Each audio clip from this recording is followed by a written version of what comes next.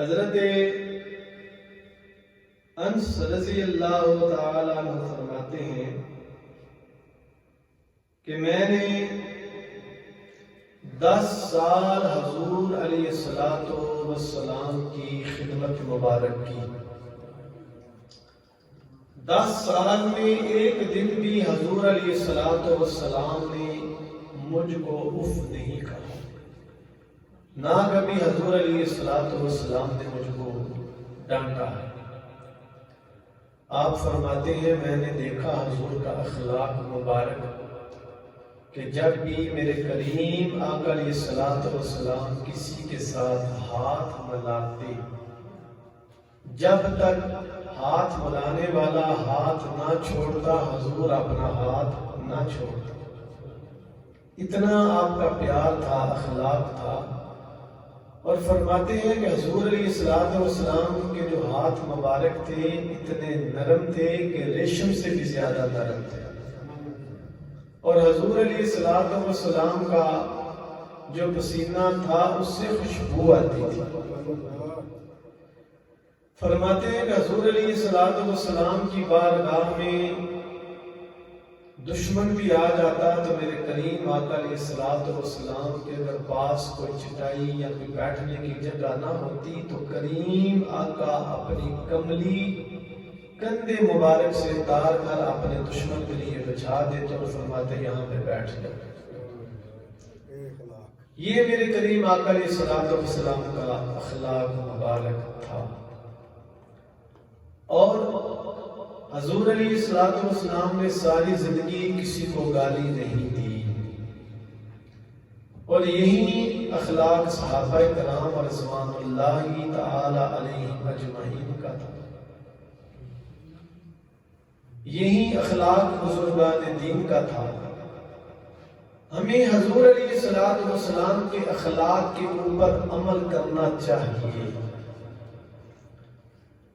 حضرت ام المومنین اماں جی عائشہ الصدیقہ رضی اللہ تعالی عنہا سے کسی نے پوچھا اماں جی یہ تو بتاؤ کہ حضور علیہ السلام کا اخلاق کیسا تھا یا کیسا ہے. اماں جی نے بڑا خوبصورت جواب دیا. فرمایا تو نے قرآن نہیں پڑھا؟ جی پڑھا ہے. فرمایا قرآن سارے کا سارا میرے مصطفیٰ کریم کا اخلاق ہے. اور پھر حضور علیہ السلام نے ساری زندگی کسی کو تکلیف نہیں دی. حضور نے کسی کے ساتھ ناراضگی کا اظہار نہیں فرمایا. سرکار خاموش ہو جاتے تھے. اور حضور علیہ السلام اس حکمت سے بات کرتے تھے کہ اگر دشمن بھی آپ کی بات سنتا تو وہ آپ کو صادق اور امین کہتا تھا. میرے کریم آقا علیہ السلام نے فرمایا انسان کے پاس بہترین دولت اس کا اخلاق ہے. حضرت علی مرتضیٰ شیر خدا رضی اللہ تعالی عنہ فرماتے ہیں بندہ اچھا لباس پہن لے تو اس سے یہ پتہ نہیں چلتا کہ یہ بندہ کتنے اخلاق کا مالک ہے. آپ فرماتے ہیں جب بندہ گفتگو کرے تو پھر پتہ چلتا ہے اس کے پاس اخلاق کتنا ہے. آج لوگ سمجھتے ہیں کہ مال دولت ہمارے پاس آ گیا ہے، گاڑی آ چکی ہے، ہمارے پاس اچھا لباس ہے، نوکر چاکر ہے تو ہم کوئی چیز بن بیٹھے ہیں. یہ اللہ کا فضل ہوتا ہے. سلام میں جو کریم آقا نے ہمیں اخلاق دیا ہے اگر آج ہر بندہ اس اخلاق کے اوپر عمل کرے، نہ کسی گھر میں، نہ معاشرے میں، نہ گلی میں، نہ محلے میں، نہ شہر میں کبھی لڑائی نہ پڑے، کبھی برادریوں کے اندر اختلافات نہ پڑے.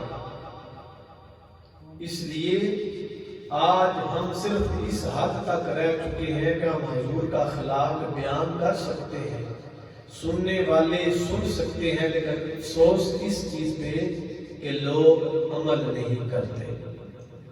عمل بہت بڑی چیز ہے.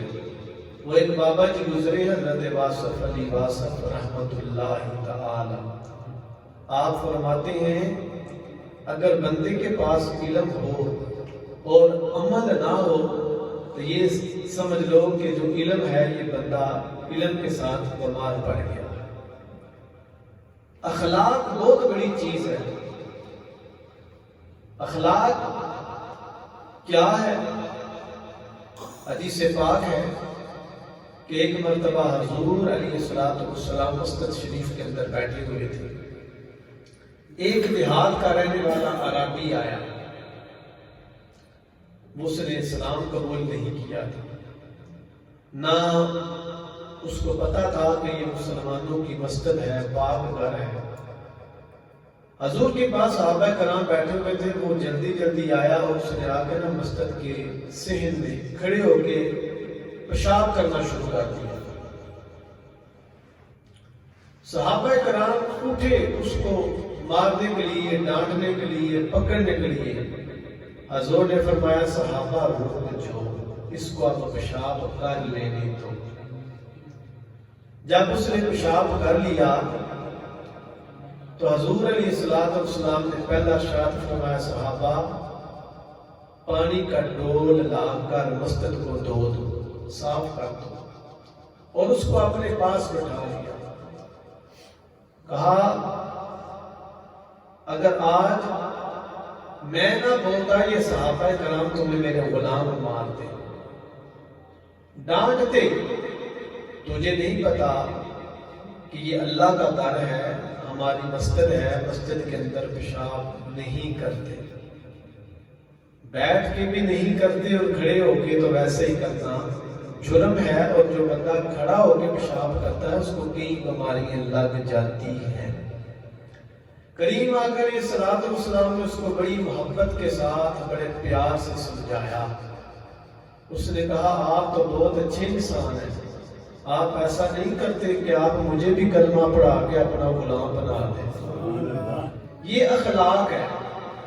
آج کا اگر کوئی نمازی ہوتا تو مسجد میں وہ کھڑا ہو کے پیشاب کرتا، وہ کہتا مارو اسے مسجد سے بھگا دو. بہت سی ایسی چیزیں ہوتی ہیں جس کا انسان کو پتہ نہیں ہوتا، بعد میں پتہ چلتا ہے. اس لیے اگر آپ کے پاس اخلاق ہے، اخلاق کی دولت کو آپ سمجھتے ہیں، اخلاق کو آپ جانتے ہیں، تو پھر آپ حضور علیہ السلام کے اخلاق کے اوپر عمل کیا کرو. آگے چلیں، حضور علیہ السلام کا اخلاق دیکھیے. آج ہمارے ہاں کوئی مہمان آئے جس کو ہم نہیں جانتے تو ہم اس کو روٹی بھی نہیں دیتے، کھانا بھی نہیں دیتے. حالانکہ حضور علیہ السلام نے فرمایا اگر تمہارے پاس مہمان آئے، مہمان جب آتا ہے تو وہ اللہ کی رحمت لے کے آتا ہے.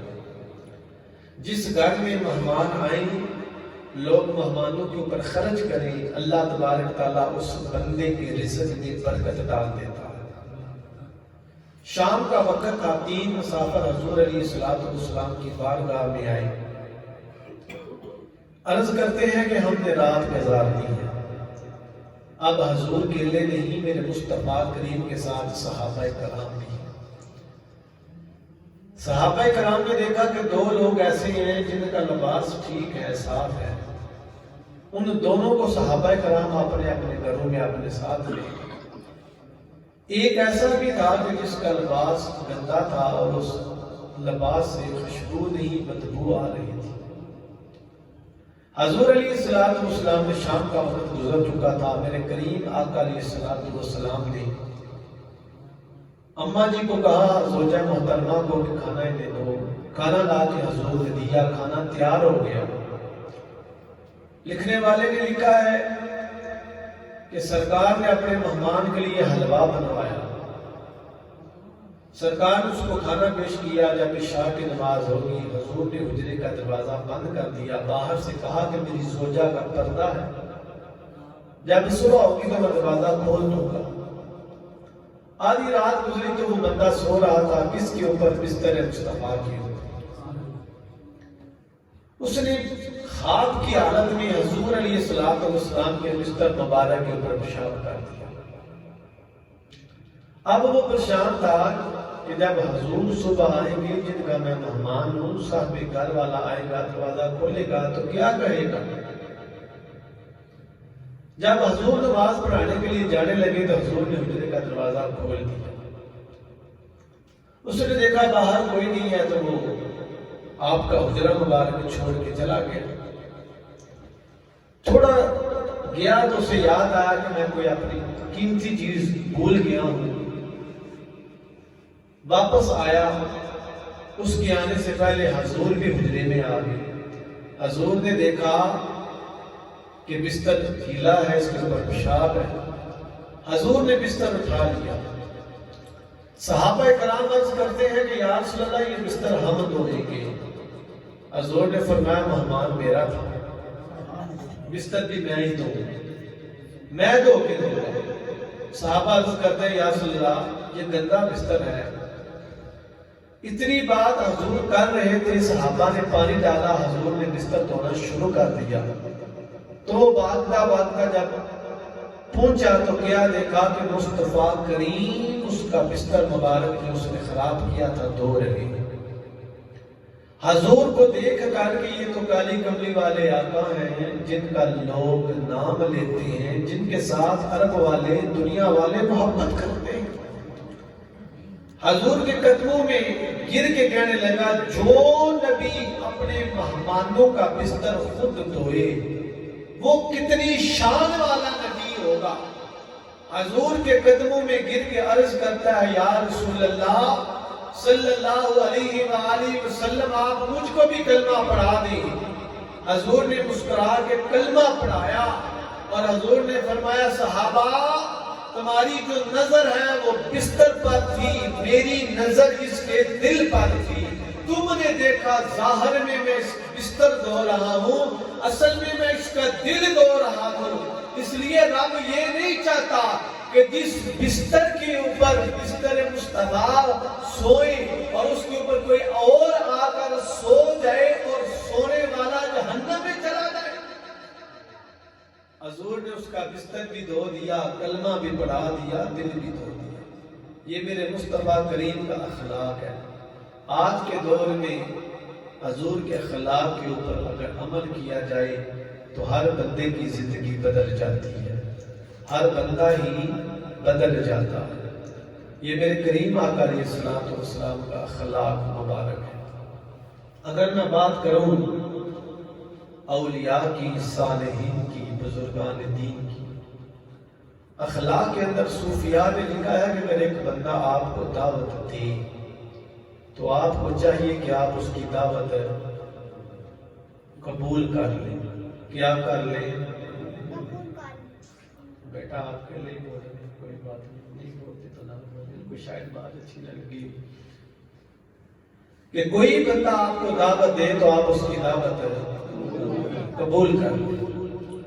دوسرا صوفیاء اخلاق کے اندر یہ بھی ایک بات لکھی ہے، بڑی غور سے سننا، کہ جو بندے کسی کی غیبت اس کی پشت کے پیچھے کرتے ہیں، ایک تو وہ لوگ منافق ہیں، دوسرے وہ لوگ ڈرپوک ہیں، تیسرے وہ بندے اخلاق کے مالک ہیں۔ کتنی چیزیں لکھی ہیں؟ 3۔ جو بندہ کسی بندے کی پشت کے پیچھے اس کی غیبت کرے، پہلا وہ بندہ ڈرتا ہے اس سے، دوسرا وہ بندہ منافق ہے، تیسرا وہ بندہ اخلاق کا مالک نہیں۔ اکثر آپ نے معاشرے میں دیکھا ہے کہ جہاں پہ 4-5 لوگ سر جوڑ کے بیٹھے ہوتے ہیں، کہیں نہ کہیں کسی کا تبصرہ شروع ہوتا ہے، کسی نہ کسی کی کتاب کھلی ہوتی ہے، اور ان کی آپ نمازیں بھی دیکھ لیں، قرآن پڑھنا بھی ان کا دیکھ لیں، نام کے ساتھ حاجی بھی لگا ہوتا ہے، اور لوگوں کی سب سے زیادہ وہ لوگ غیبتیں بھی کرتے ہیں۔ ایک بات کر لوں، اگر آپ کو اچھی لگے تو دل مانے تو سبحان اللہ کہہ دینا، نہ مانے تو آپ کی اپنی مرضی، وہ تو ویسے بھی آپ سبحان اللہ کہنے کے حق میں ذرا کمزور ہے۔ حضرت علی مرتضیٰ شیخ خدا رضی اللہ تعالی عنہ، آپ کا قول مبارک ہے کہ منافق ہمیشہ ٹولے میں ملیں گے۔ کہاں ملیں گے؟ کہاں ملیں گے؟ نہیں بولے کہاں ملیں گے؟ یعنی منافق آپ کو کٹھے ملیں گے، یا تو وہ سارے جوڑ کے بیٹھے ہوں گے، اور فرمایا جو حق کی بات کرنے والا بندہ نا مخلص وہ اکیلا آپ کو نظر آئے گا، حق کی بات کرنے والا آپ کو اکیلا نظر آئے گا، منافق لوگ آپ کو ٹولوں میں نظر آئیں گے۔ یہ صوفیاء نے بھی بات لکھی ہے کہ بزدل بندہ پشت کے پیچھے غیبت بھی کرتا ہے، بزدل بندہ پشت کے پیچھے اس کے متعلق حسد بھی کرے گا، اس کے متعلق بات بھی کرے گا، اور بزدل بندہ جو کسی کی پشت کے پیچھے غیبت کرے، اس کے خلاف پراپوگنڈا کرے، وہ بندہ منافق ہے، منافق بھی ہے اور اچھے اخلاق کا مالک نہیں، کیونکہ حضور علیہ السلام نے کیا کہا؟ حضور نے فرمایا مسلمان آپس میں بائی بائی ہے، اگر ایک بھائی کو دوسرے بھائی کے ساتھ تکلیف ہو تو ہونا تو یہ چاہیے بھائی مجھے آپ سے یہ تکلیف ہے، اگر آپ میری یہ تکلیف یہ پریشانی دور کر سکتے ہیں، میرے دل میں یہ آپ کے متعلق برا گمان ہے، برا وسوسہ ہے، اگر آپ دور کر سکتے ہیں تو کر دیں، مجھے آپ کو اس بات کے اوپر شک ہے۔ یہ آپ کا اخلاق نہیں ہے کہ آپ بہت بڑے مالدار ہیں، آپ اچھا لباس پہنتے ہیں، لیکن مولا علی نے کہہ دیا تھا نا اچھے لباس سے انسان کی پہچان نہیں ہے، انسان جب گفتگو کرتا ہے تو پھر پتا چلتا ہے انسان کتنے اخلاق کا مالک ہے۔ حضرت زید بن حارث رضی اللہ تعالی عنہ آپ فرماتے ہیں بچپن میں مجھے ڈاکوؤں نے ٹھا لیا، اغوا کر لیا، میں مکے کی منڈی میں بک گیا، بیچا گیا، حضرت حکیم نے مجھے خریدا، جو حضرت خدیجہ کبریٰ رضی اللہ تعالی عنہ کا رشتہ دار تھا، بھتیجا تھا، جو بھی تھا، اس نے حضرت خدیجہ کے ہاں آپ کو بیچ دیا۔ جب نکاح ہوا تو حضرت زید بن حارث حضور کے غلام بن کے آپ کی غلامی میں آ گیا، تو ایک قافلہ حج کرنے مکے آیا، انہوں نے جا کے آپ کے والدین کو بتایا کہ ہم آپ کے بیٹے زید کو مل کر آئے ہیں، وہ تو نبی پاک کا غلام ہے۔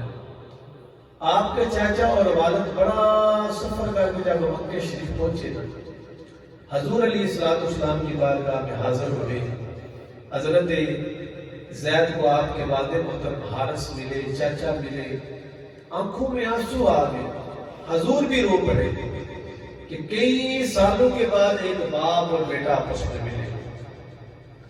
جب ملے نا تو آپ کے والد محترم عرض کرتے یا رسول اللہ آپ نے ہمیں ہمارا بیٹا دے دے، جتنا آپ نے معاوضہ لینا ہے، پیسے لینے ہیں، مال لینا ہے لے لو، آپ ہمارا بیٹا ہمیں دے دو۔ حضور علیہ السلام نے فرمایا میں نے مال نہیں لینا، اگر یہ آپ کے ساتھ جانا چاہتا ہے تو چلا جائے۔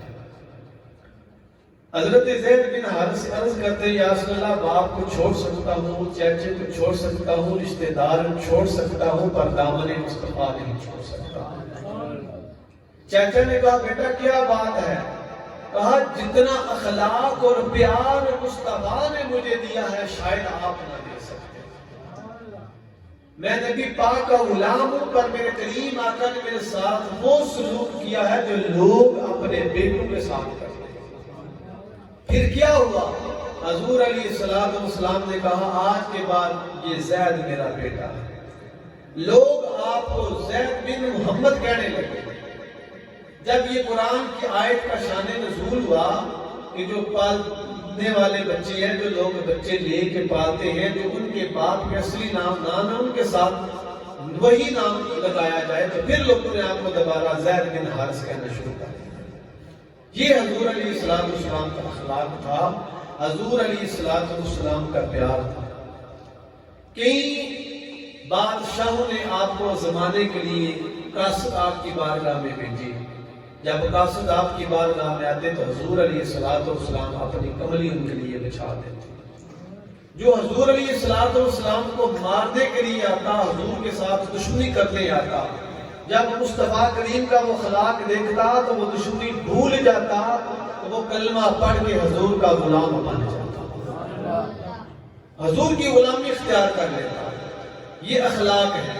اگر میں بات کروں امام زین العابدین رضی اللہ تعالی عنہ، آپ نے اپنے گھر سے کھانا کھایا، آپ سفر پہ جا رہے تھے، اور بھی لوگ آپ کے ساتھ تھے، چلتے چلتے آپ ایک بستی سے گزرے تو کیا دیکھا، غریب لوگ، خستہ حالت ہے، کم کھانا ہے، وہ باہر دسترخوان لگا کے بیٹھ کے آپس میں کھانا کھا رہے ہیں۔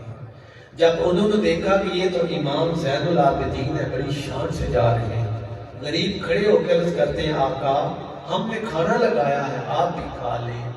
آپ نے فرمایا ٹھیک ہے۔ آپ سواری سے نیچے اترے، چند لقمے کھانے کے بعد آپ نے دعا کی۔ جو لوگ آپ کے ساتھ تھے کہا آپ نے ابھی گھر سے کھانا کھایا ہے، فرمایا اگر آج ان کے ہاں میں کھانا نہ کھاتا تو ان کا دل ٹوٹ جاتا۔ میں نے اس لیے کھانا کھایا ہے کہ اگر آج ان کا دل میرے اوپر راضی ہو گیا، خوش ہو گیا، تو میرا رب بھی میرے اوپر راضی ہو جائے گا۔ مخلوق کے ساتھ پیار کا رشتہ، اخلاق کا رشتہ وہ رشتہ ہے جو انسان کو زمین سے اٹھاتا ہے، سما تک لے جاتا ہے۔